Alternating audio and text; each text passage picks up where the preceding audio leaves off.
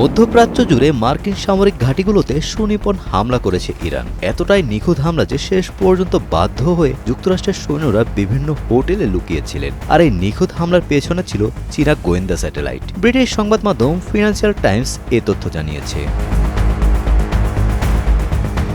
প্রতিবেদনে বলা হয় ২০২৪ সালের শেষ দিকে ইরান চীনা কোম্পানি আর্থ আইকো এর নির্মিত ও উৎক্ষেপিত TEE-01B নামের স্যাটেলাইটটির নিয়ন্ত্রণ নেয়। চীন থেকে মহাকাশে উৎক্ষেপণের পর ইসলামী রেভলিউশন গার্ডের মহাকাশ শাখা স্যাটেলাইটটি অধিগ্রহণ করে বলে ফাঁস হওয়া ইরানি সামরিক নথির বরাতে জানানো হয়।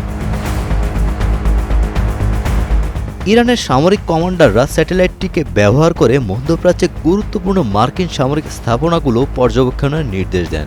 সময় উল্লেখ করা স্থানাঙ্কের তালিকা, স্যাটেলাইট চিত্র ও কক্ষপথ বিশ্লেষণের ভিত্তিতে এ তথ্য তুলে ধরা হয়। মার্চ মাসে এসব স্থানে ড্রোন ও ক্ষেপণাস্ত্র হামলার আগে ও পরে ওই স্যাটেলাইট দিয়ে ছবি তোলা হয় বলে প্রতিবেদনে উল্লেখ করা হয়েছে। এছাড়া বেইজিং ভিত্তিক স্যাটেলাইট নিয়ন্ত্রণ ও তথ্য সেবার স্টেশন ব্যবহার করে IRGC।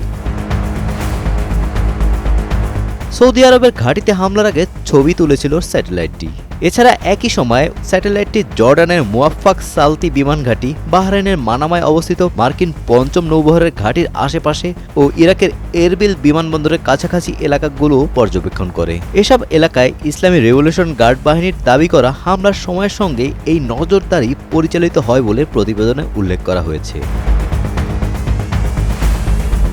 তবে হোয়াইট হাউস, CIA, পেন্টাগন, চীনের পররাষ্ট্র মন্ত্রণালয়, প্রতিরক্ষা মন্ত্রণালয় ও ওয়াশিংটনের দেশটির দূতাবাস তাৎক্ষণিক কোনো প্রতিক্রিয়া জানায়নি। এ বিষয়ে জানতে চাইলে ওয়াশিংটনের চীনা দূতাবাস ফিনান্সিয়াল টাইমসকে জানায়, চীনের বিরুদ্ধে সংশ্লিষ্ট পক্ষগুলোর কল্পনাপ্রসূত ও ইঙ্গিতপূর্ণ ভ্রান্ত তথ্য ছড়ানো আমরা কঠোরভাবে বিরোধিতা করি। Golam Rabbani, Times today.